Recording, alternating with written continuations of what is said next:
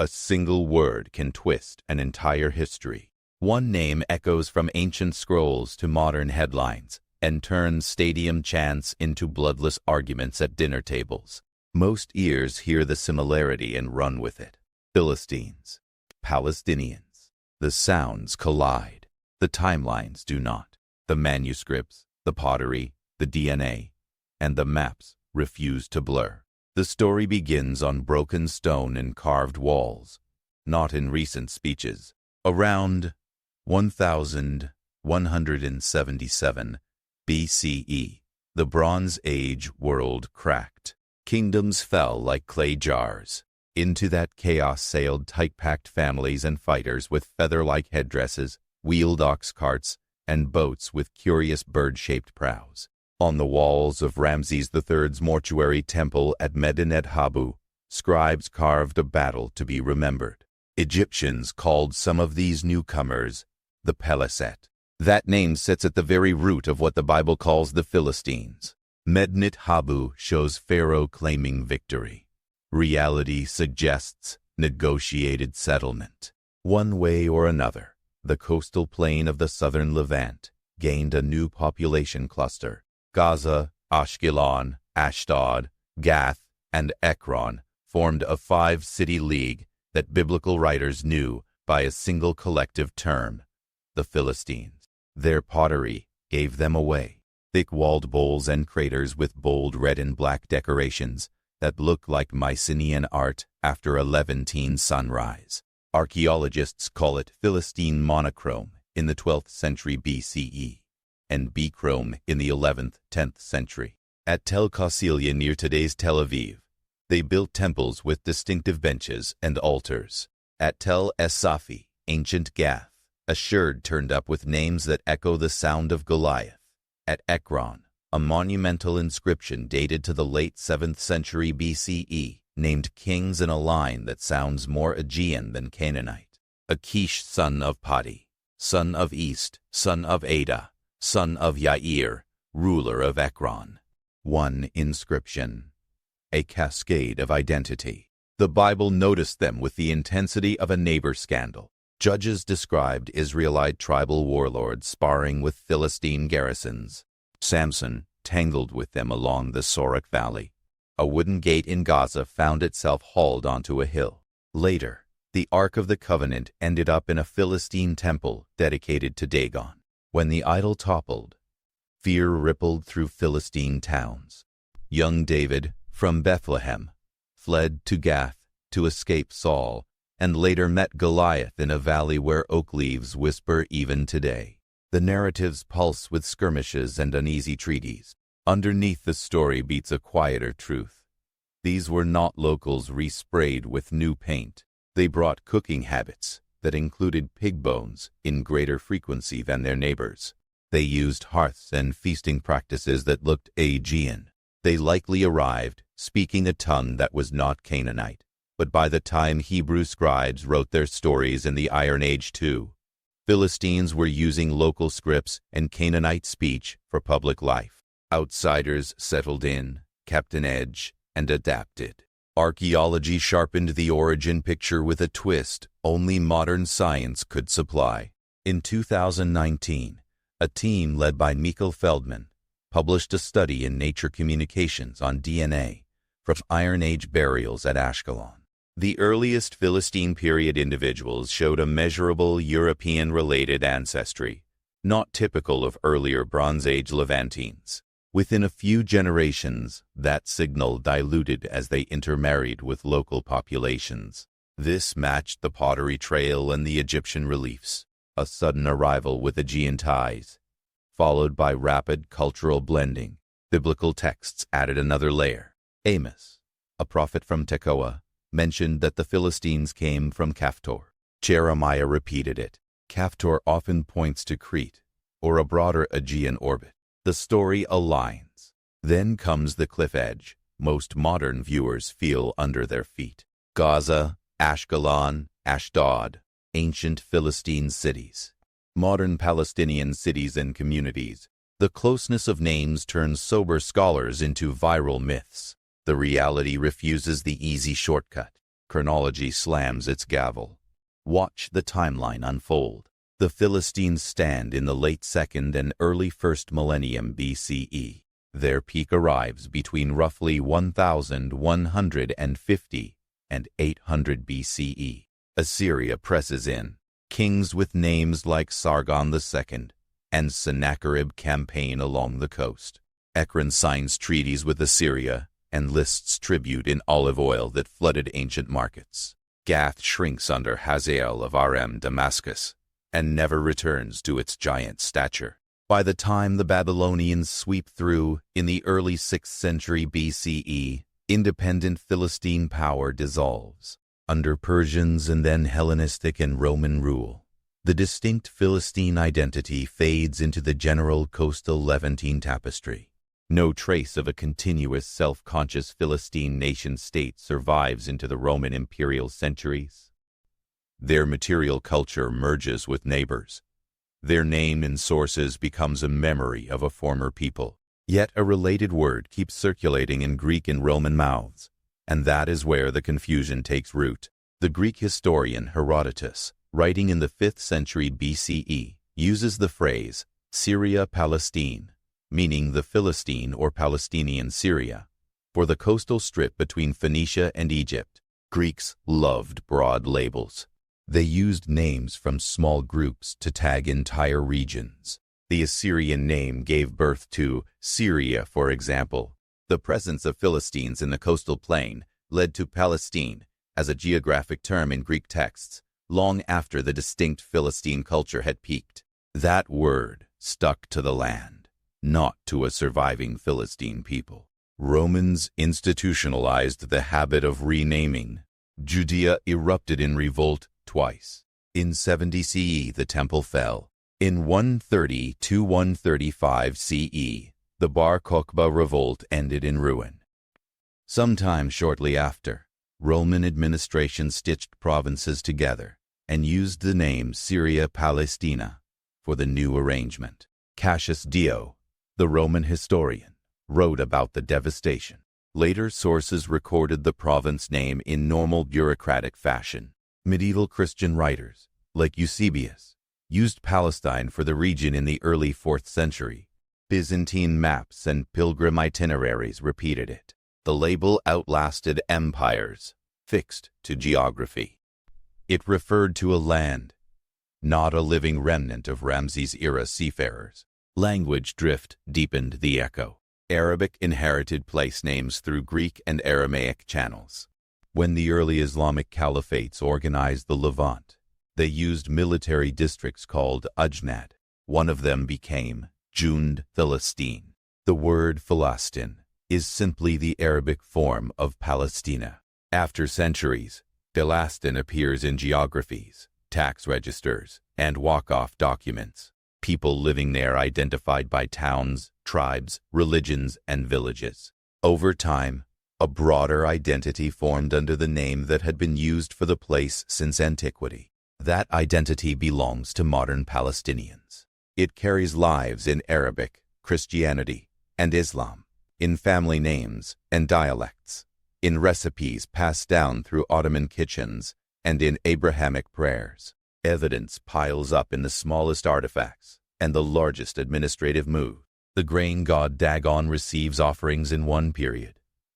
The call to prayer rises over Ashkelon's coast in another. The Greek word Palestine belongs to Herodotus. The Ottoman Tahrir registers record taxes on citrus in Jaffa. All of this sits on one narrow coastal plain, layered like parchment. Now the critical distinction steadies the mind like a handrail. The Philistines and the Palestinians share a name through historical relay, not through direct ethnic continuity. The Philistines were an Iron Age Aegean-influenced group who settled in the southern Levant around the 12th century BCE, formed a pentapolis, adapted to Canaan, and disappeared as a distinct people centuries later under imperial pressures. Palestinians are the modern Arabic-speaking people whose identity formed in the land called Palestine by Greeks, Romans, Byzantines, Arabs, Crusaders, Ottomans, and Europeans, with deep Levantine ancestry and cultural continuity across 2,000 years of migrations, conversions, and empires. Names travel differently than genes and institutions. Political labels outlive tribes. Archaeologists, like Trudothan and Moshe Dothan, mapped the Philistines through their ceramics, feasting patterns and architecture in books like People of the Sea. Scholars, like Anne E. Killebrew, dissected their identity within the wider Iron Age Levant in biblical peoples and ethnicity. Excavations under Daniel Master at Ashkelon brought the DNA story to the surface. At Tel Mikinekron, Seymour Gittin helped reveal the royal inscription pinning a line of Ekron kings to a stone and anchor for dating. At Tel Es Safia/Gath, Aaron Meir's team found that inscribed sherd with Gath-style names reminiscent of Goliath's form. These are not conjectures written on social media. They are artifacts laid out on gridded squares under summer sun and winter mud. The vocabulary of culture gives the contrast a visceral feel. In Philistine layers, pig bones appear in frequencies that stand out in Iron Age eye levels, while their neighbors, Israelites and others, avoid them. In modern Palestinian communities, Islamic dietary law forbids pork, and Christian communities vary but generally maintain very different culinary patterns, with olive oil and wheat anchoring a cuisine that traces back through Roman and Arab flavors. In Philistine strata, Aegean hearths and feasting assemblages dominate. In Palestinian homes, Arabic inscriptions adorn doorframes, and the Adon rises at dawn. One storyline ends centuries before the other begins to form.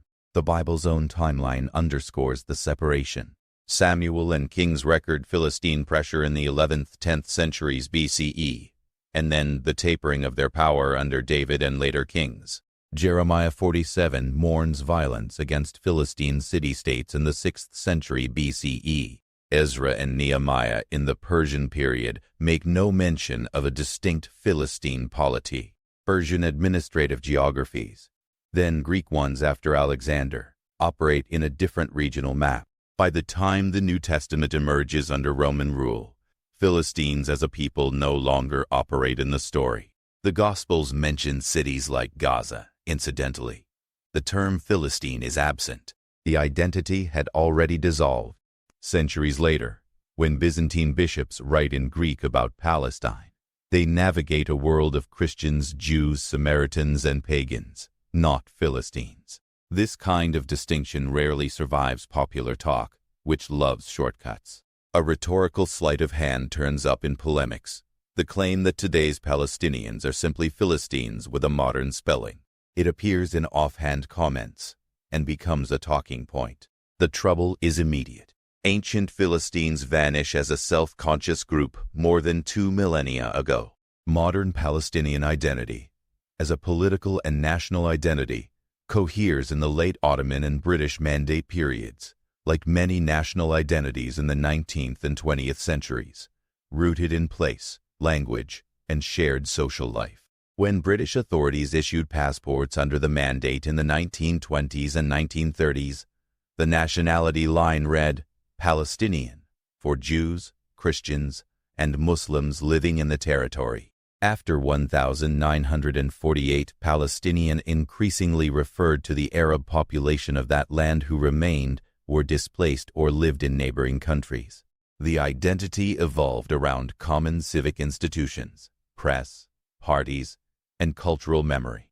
The name stitched it to the geography long known as Palestine. Meanwhile, archaeologists kept sifting the dirt of the earlier era. Pig bones do not get into heated debates. Pottery does not carry a banner. The bones and the jars sit mute, coherent, speaking through context. The 2019 Ashkelon DNA signal stands as a quiet, peer-reviewed line of evidence that a population with Aegean connections settled and then diluted into the Levant. That finding fits Egyptian inscriptions from Mednet Habu that list the Peliset among other sea peoples like Shurden and Checker. It fits the Kaftor references in Amos 9:7 and Jeremiah 47:4. It fits the Mycenaean-like wave of design seen in Iron Eye. The blade lies on the tabletop, edges aligned. The word stream runs on a separate channel. Greek Palestine becomes Latin Palestina. Syriac and Aramaic versions circulate. Arabic Philistine attaches to a district under the Umayyads and Abbasids. Eusebius writes an onomasticon, basically a gazetteer of biblical places, and pins dozens of names to Palestine in the early 300s. Crusaders create the Latin Kingdom of Jerusalem and compose charters referencing the land of Palestine. Mamluk sultans later divide the region administratively through Damascus. Their papers keep older geographic tags alive. Ottoman scribes list Nablus, Jerusalem, Gaza, Jaffa in tax registers. European travelers in the 18th and 19th centuries write about Palestine as a place. Arabic newspapers printed in Jerusalem in the late 19th century use Philistine in headlines and identities. This is how names move. They are handed down via maps, laws, and liturgies. They are not genetic scripts tied to a single ancient tribe. They behave like garments worn by different communities over time. Syria once applied to the whole Levant. It shrank and stretched depending on the century. Byzantine is a label invented by modern historians for the Eastern Roman Empire.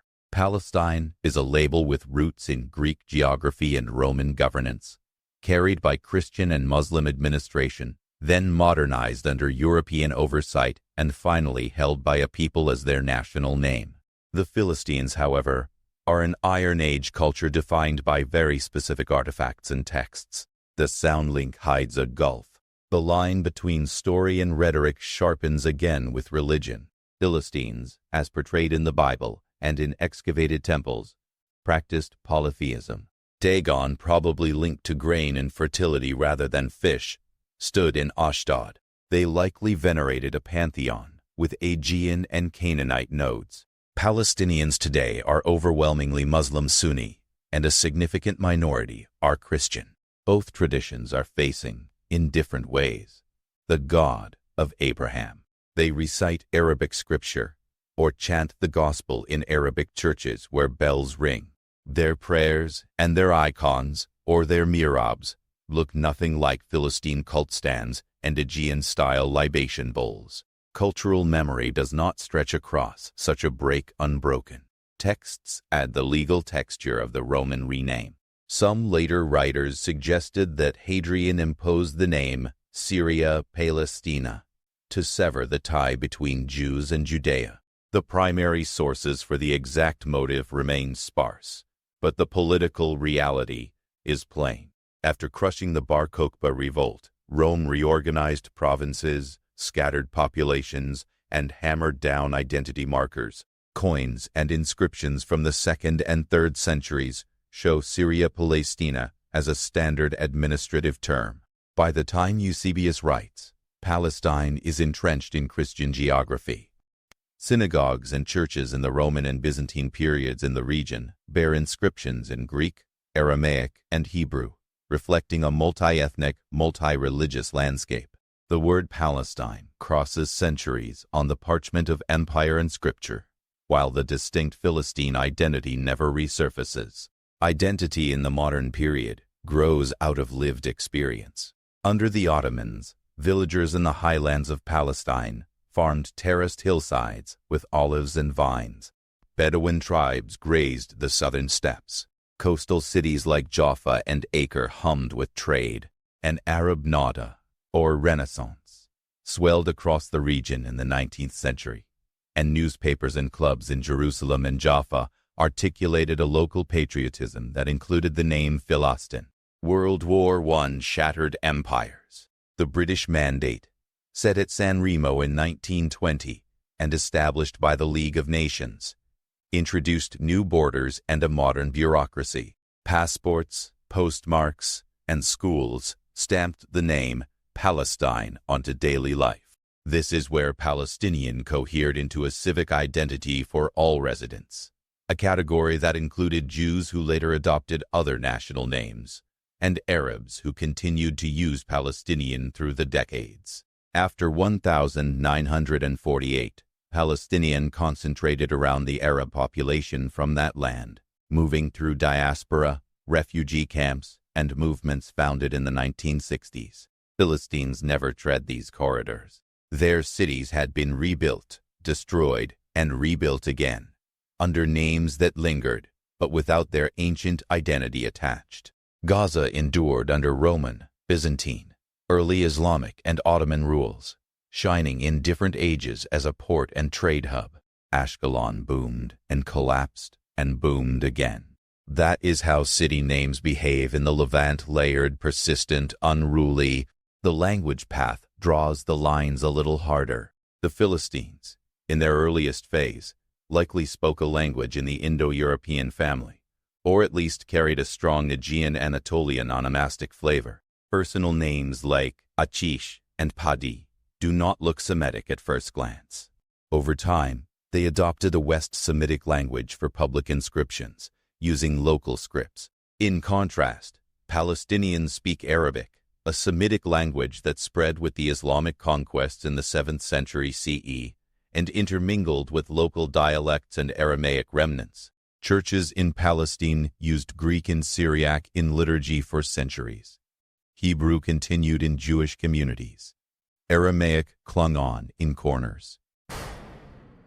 The mosaic is Semitic at its core in late antiquity and medieval periods. The Philistine language, whatever it was in the 12th century BCE, disappears without a continuous textual tradition. Then there is genetics, too often drafted into identity wars. Serious studies focus on populations and ancestry components, not on simplistic national origin myths. Levantine populations, whether Muslim, Christian, Jewish, Druze, share deep ancestry from Bronze and Iron Age Canaanites and subsequent mixes. Papers like Haber et al., 2013, and Lazaridis et al., 2016, along with region-specific work, describe a core Levantine genetic profile with layers from surrounding regions through known historical movements. Palestinians fit squarely into this Levantine context, with signals of Arabian Peninsula ancestry from the early Islamic period and mixtures from various imperial cycles. This looks nothing like a surviving Philistine isolate.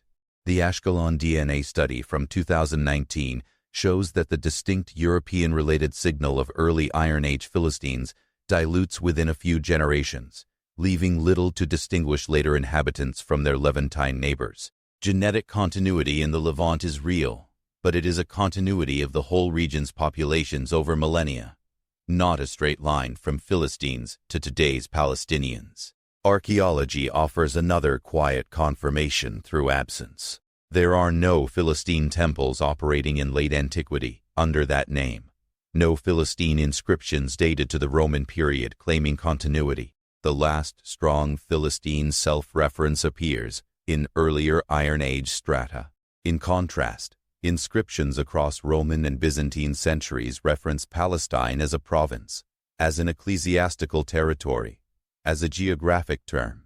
In the early Islamic centuries, administrative documents reference Jund Philastin as a military district. The stream of references to the place never dries up. The cultural stream of the Iron Age Philistines does. More granular artifacts solidify the picture. At Ekron, the royal inscription discovered in 196 mentions a temple dedicated to Putkihai, a goddess whose identity sparked debates and cross-references. The names inscribed on that stone carry that Aegean-tinged hint. The inscription sits in a late Iron Age II context, exactly when Assyrian hegemony coursed through the region. Shortly after, no new Philistine royal inscriptions appear. The chain stops. At Tel Qasil, the stratigraphy slides from Philistine temples into layers controlled by later empires with different material culture and no Philistine markers. At Gath, the destruction layer associated with Hazael around the late 9th century BCE is nearly apocalyptic in feel. The city recovers, but not to its former scale. And by late periods, the once famous Gath fades from texts until rediscovered by archaeologists working with trowels and patience. Another persistent myth rides on a modern English insult. People sometimes call an uncouth person a Philistine. That usage came from 17th-century German university slang, later popularized by writers like Matthew Arnold. It does not descend from an ancient self-description. It emerged out of a university town spat and borrowed the biblical image of a cultural outsider. The term later hardened into a label for anti-intellectualism. It points backward, but through a distorted modern lens. It does not make the ancient Philistines villains, nor does it shrink modern Palestinians into a caricature. It is a byproduct of Christian Europe's scriptural imagination channeled into cultural commentary. It floats far from the ground. The ground tells a different story. Ashkelon's dog cemetery from the Persian period holds hundreds of burials, carefully placed, unique in the Levant, and long misunderstood. Persian and Hellenistic layers at coastal sites display imported amphorae, olive oil economies, and shifts in trade. Roman roads carve straight lines through landscape. Byzantine mosaics sparkle with Greek inscriptions naming donors. Early Islamic glass industries bloom in Ramla and elsewhere. Crusader castles rise and fall. Each layer leaves behind a calling card. None of those cards reads, "Philistines still here with an unbroken thread." Many cards across centuries read Palestine as a region, either in Greek, Latin, Arabic, or European languages. The line between a people and a place becomes the pivot. Even the biblical references to Philistines carry a hint of their foreignness. The Septuagint, the Greek translation of the Hebrew Bible, sometimes renders Philistines with a Greek term meaning foreigners. Translators in Hellenistic Egypt reached for a word that captured the biblical sense of the other. The memory of conflict lies thick in Judges and Samuel. Yet even there, the text allows for complexity. David finds refuge with Achish of Gath. Alliances shift. Ancient realpolitik mixes with tribal memory and theology. The point of that isn't to draw lines into today. It is to anchor the ancient scene tightly in its own time. The Assyrian annals pushed the story into imperial reality. Sennacherib boasts of shutting up Hezekiah like a bird in a cage and punishing rebellious Philistine and Judahite cities alike. Esarhaddon, his successor, sets throne after throne and lists tributary kings. Ekron sits on the list. Royal inscriptions mention deportations and resettlements. By Nebuchadnezzar's reign in Babylon, the old order is gone. The scant remaining references to Philistines in the Persian period treat them as a memory. Meanwhile, a new wave of Greek and then Roman cultural infusion washes over the land. Names mutate in Greek mouths, then in Arabic, then in Ottoman courts.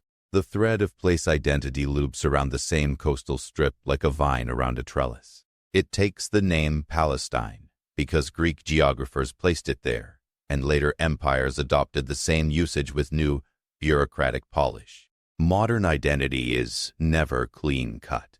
Palestinians today include families that trace lineages to pre-Islamic Christian communities, to Arab tribes that settled in the early Islamic centuries, to local converts, to craftsmen and merchants who arrived under Ottoman economic policies, to refugees and city folk, intermarried with people from Damascus, Cairo, or Anatolia. Their genetics and dialects and foodways scream Levantine. Their place names preserve an astonishing number of biblical sites in Arabic form. Beit Jala from Gilo, Beit Sahur from Shepherd's Field, Beit Hanina, Beitunia, and on and on. The sound map lines up with ancient roots. Gaza remains Gaza in Arabic. Ashkelon is Ascalon. Ashdod is Isdud. Gath's site now appears as Tel Es-Safi, a mound carrying a ghost of former greatness. Place names survive regime changes with stubborn endurance. Scholars sometimes caution against overclaiming that Hadrian renamed Judea to erase Jewish presence, reminding readers that Anthony Caldelis and others argue for a more routine administrative framing. The motive may be debated. The outcome is not. The name Syria Palestina appears and enters long-term usage. Later, under Justinian, The region was divided into Palestina Prima, Secunda, and Tertia for administrative efficiency. Then the early Islamic administration uses Philastin. The chain is trackable in manuscripts and milestones. It runs parallel to, not continuous with, Philistine ethnicity. That parallel fools the ear. It does not fool the scholar's spade. Facts often irritate hype, but they also make the story richer. The Philistine Pentapolis pulses in Iron Age poetry. Gaza appears in Mediterranean trade itineraries. Ashkelon's walls gleam under Hellenistic prosperity. Roman caravans and Nabatean traders pass through. Early monastic communities settle on coastal plains. The Prophet's companions reportedly reached the region in the 1630s CE. Umayyad caliphs build in Ramla. Crusaders write charters for villages like Ibelin, Yavne. Mamluks shake the chessboard again. Ottoman Sanjaks parcel the land differently. Through it all, the name Palestine Philastin never vanishes. It changes hands like a well-used coin. Culture gives these contrasts weight without rancor. Philistine feasts included beer-like beverages and pork roasts in some contexts. Palestinians relish makluba, musakan, and konafe, cuisine shaped by wheat, olive oil, lamb, and regional spices. Philistine inscriptions are sparse, with little to no surviving literature in their tongue. Palestinian literature in Arabic spans centuries, with poets like Fadwa Tuqan and Mahmoud Darwish writing verses rooted in a land with olive trees older than stone walls. The roots differ. The branches share the soil. Handling the present with accuracy protects the past from misuse. Claims that modern Palestinians simply rewrote Philistine onto themselves serve no one. Claims that ancient Philistine identity creates a better land title argument distort both archaeology and history. A scholar reads the evidence as it stands. The Philistines' Aegean signature, Iron Age rhythms, and early disappearance belong to one chapter. The Palestinians' Arabic tongue, Levantine ancestry, Ottoman and British documents, and modern nationalist formation belong to another. The name Palestine spans those chapters because geography keeps its labels even when people change. That is how history behaves across 3 millennia of invasions, treaties, migrations, and prayers spoken into the same seaward wind. Concrete case studies pin the truth down like tent pegs. At Ashdod, archaeologists uncovered a monumental Philistine structure with column bases and a layout distinct from Canaanite temples. 6th century destruction layers show hammer blows from Babylon's surge. Later strata bring Persian and Hellenistic artifacts, coins of Alexander, imported amphorae without Philistine signatures. At Ashkelon, early Iron Age burials yield that European-related DNA trace and distinctive Philistine pottery. Then slide into layers where the genetic and cultural signature looks like broader Levantine. At Ekron, olive oil installations stand as industrial-scale operations feeding Assyrian markets exactly as Sennacherib's annals imply. The triangulation holds. Text, artifact, and lab analysis connect without straining. Meanwhile, early Islamic geographers like al-Muqaddasi wrote about their home region with pride, listing cities of Philastin, praising Jerusalem, noting industry and agriculture. Their manuscripts anchor the Arabic name into the lived geography of the 10th century. Crusader-era charters, preserved in Latin, open, with formulas naming Terra Sancta and, in other genres, Palestina. Ottoman Tahrir differs lists villages by name, tallying wheat, barley, olives, and taxes in registers that could make a bureaucrat weep. British Mandate postage stamps read Palestine in English, Arabic, and Hebrew, all 3 scripts on one small rectangle. These are artifacts of administration and everyday life. They attach the name to a place and to the people who lived there at each time. The question of continuity often drifts toward genealogical claims. Pure lines rarely survive in the Levant, or anywhere.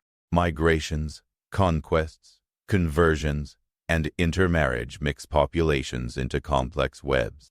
Palestinians descend from a mingling of ancient Levantine populations, including people who would have called themselves Canaanites, Jews, Samaritans, Greeks, Romans, Arabs, Crusaders, Kurds, Turks, and more. This is not a poetic flourish. Genetic and historical studies support widespread common ancestry among Levantine peoples combined with layered additions. If a person living in Gaza today carries a sprinkling of ancestry traces from Aegean migrants of 3,000 years ago, that is unsurprising for a coastal region that has seen countless settlers. It does not create a continuous Philistine identity. It produces what the region always held, a deeply entangled human lineage. Sometimes, even the smallest philological details anchor the big picture. The Egyptian term P-R-S-T for Peleset, carved by New Kingdom scribes, sits at the root of the Hebrew Pelishtim. Greek Palestine likely transliterates a similar sound, but then Greeks and Romans use it for a broader region. Translators of the Hebrew Bible into Greek chose at times to render Philistines as alophilos, foreigners, to send a message about identity rather than preserve the exact term. The onomastics of Philistine names carry echoes of Aegean origins. The Arabic Philastin enters written sources by the 7th century CE in administrative contexts, then flourishes in everything from history books to poetry. These are tracks in different sands, separated by centuries, sharing a phonetic family resemblance, but grown from different roots. Even Goliath's story hums with a real-world anchor. In 2005, excavators at Tel Es-Safi found a pottery sherd with writing that included names similar in structure to Goliath, G-L-Y-T, showing that names of that pattern existed in Philistine Gath in the relevant era. It does not prove a giant strode the valley, but it shoves the narrative into archaeological plausibility. Such finds belong to the Iron Age and its Philistine context, not to later periods. That is how precision cleaves hype. A reconciliation of names settles into place when the geography of meanings is honored. The Philistines occupy iron and blood and pottery. Palestinians occupy passports, newspapers, families, and rhymes. The seam between them is not a tear in the map. It is a boundary in time. Confusing them turns a region's history into a funhouse mirror. Keeping them straight honors both the Bible's gritty edge and the modern world's reality. Narrative force grows when nuance is handled well. Some have claimed that Palestinians invented their identity only recently. National identities everywhere solidified in the last 200 years under modern state and media systems. That does not erase earlier layers of regional identity. Arabs in the Levant long used sub-regional identities: Damascene, Jerusalemite, Nabulsi, Gazan, Galilean, within wider Arab and Islamic civilizational frameworks. Under the Mandate, and then after, those threads braided into Palestinian national identity. To deny that is to deny the normal evolution of modern peoples. Conversely, casting modern Palestinians as direct heirs of Philistine ethnicity because of the name earworm erases the real Philistines and flattens a complex bouquet of ancestry into a talking point. Both moves recruit the past into present rhetorical wars. Neither withstands the weight of sherd and scroll. The Philistines' core appears after c. 1200 BCE, amid the Sea Peoples movement. Palestinians as an Arabic-speaking population and identity appear after the 7th century CE, with a national identity consolidating in the 19th-20th centuries. The Philistines built a pentapolis: Gaza, Ashkelon, Ashdod, Ekron, and Gath. Palestinians live across the same landscape, in cities with the same ancient names and many more besides, under completely different cultural, religious, and political frameworks. The Philistines' earliest material culture carries Aegean fingerprints, including pottery and feasting customs. Palestinians carry Levantine cultural continuity with Arabic language and Islamic and Christian religious traditions. The term Palestina/Palestine/Philastin migrates through Greek, Roman, Byzantine, and Islamic administrative uses to become the modern name of a land and a people. The word survival does not imply a people's survival. DNA studies place early Philistines with a European-related component that quickly blends into Levantine ancestry. Palestinians today sit genetically with other Levantines, reflecting deep regional roots and subsequent mixes, not a unique Philistine marker. Each line belongs in its box. The boxes stack into a tower that anyone can climb, patiently, without falling into the trap of sound-alike illusions. The Bible's geography, when read soberly, vindicates this careful attention. Judges 13:16 shows Philistines embedded in coastal and lowland towns, pressing on Israelite hill country. 1 Samuel 4:06. The Ark narrative locates Philistine cities like Ashdod and shows their religious frame. 1 Samuel 17 places Gath and the Elah Valley in vivid detail. 2 Samuel 21 records ongoing clashes with Philistine warriors. The prophets Amos and Jeremiah point to Caphtor as a place of origin. None of those texts even imagines a Philistine presence in Roman Palestine, because they stand a half-millennium earlier. The texts that do imagine Roman Palestine are the Gospels and Acts, which speak of Herod, Pilate, and Roman centurions. Philistines are offstage. Reading cleanly resolves the confusion. Roman to Byzantine transitions bring a different tapestry. Eusebius's Onomasticon catalogues biblical place names across Palestine. Madaba's 6th century mosaic map names cities across Palestina. The Talmud reflects Jewish life in the same geography. Churches rise and are decorated. Synagogues continue. The term Philistine appears as a historical reference or as a scriptural echo, not as a contemporary identifier. Then Islam arrives. The Dome of the Rock gleams by 691 CE. Arabic becomes the administrative language. Jund Philistan holds Gaza and Ashkelon within its district lines. Crusaders rename, then Mamluks rename back, yet the geographic label follows. Ottoman centralization in the 16th century reshapes provinces. Jerusalem emerges as a separate administrative unit. None of this requires Philistines to reappear. The place name flows while tribal names sink. On the modern front, British mandate step-by-step procedure shows identity hardening. Jewish communities under the British carried Palestinian passports and built institutions that kept that label for a time, then shifted it as Zionist institutions formed Israeli identity. Arab communities used Palestinian in newspapers, clubs, and associations, building a civic space that revolved around their own institutions. After 1948, Palestinian identity was tested, scattered, and reconstituted around the PLO, municipal governments, diaspora networks, and scholarship. The humanity of that journey, with all its tragedies and achievements, breathes on pages, not in arguments about whether a name matches an Iron Age tribe.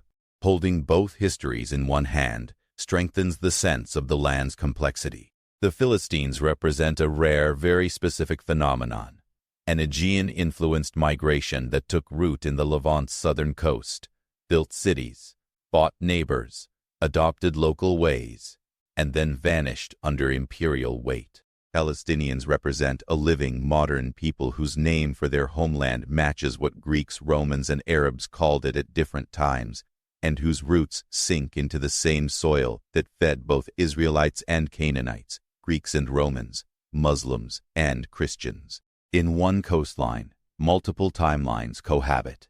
Distinguishing them honors all. The last image sits like a seal on clay. A philological mistake easily becomes a political weapon. A clear-eyed reading and digging dissolves the fog. Names matter. So do dates, diets, scripts, and burials. Telling the difference between a Philistine crater and a Palestinian embroidery dress requires a museum, not a megaphone. The crater has red and black spirals born on an Aegean sea. The dress carries orange and black cross-stitches, born in hill villages under Ottoman skies. Both are beautiful. Neither erases the other. The land, always the patient witness, holds them both.